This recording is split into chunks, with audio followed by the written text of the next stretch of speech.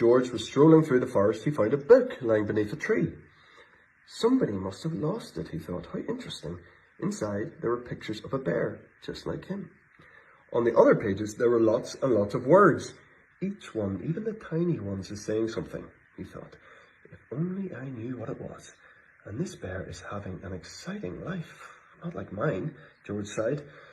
But then he had a brilliant idea. He rushed home to tell the others. I'm going to town to find the owner of this book and ask them to teach me to read, he said. You don't want to go there, said his brother. They don't like bears in town. But I want to learn to read, said George. That's just silly, said his sister. Bears don't read. Why can't you be happy doing normal bear things? But George would not be put off.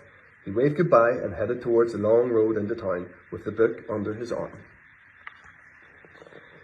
George walked for a whole day and a whole night, stopping to rest on a grassy hill under the sparkling sky.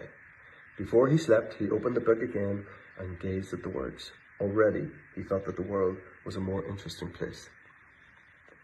The next morning, George rose with the sun, and by midday, he could see the town in the distance. He smiled. It looked lovely. There must be so many who know how to read there, and lots of new stories they can tell me. But when he arrived, everyone was running. Some were even screaming. Wait, cried George. He showed the book to a woman rushing by. Do you know whose this is? He asked. It's from the school, shrieked the woman and pointed to the red building. Bear! Somebody shouted. Call the police! How peculiar, thought George as he walked towards the school.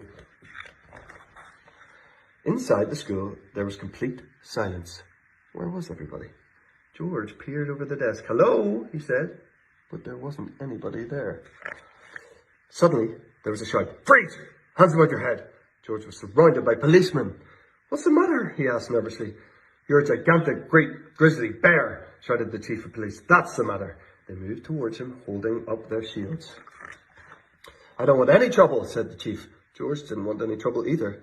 It wasn't his fault he was a gigantic, great, grizzly bear. He held the book tightly in his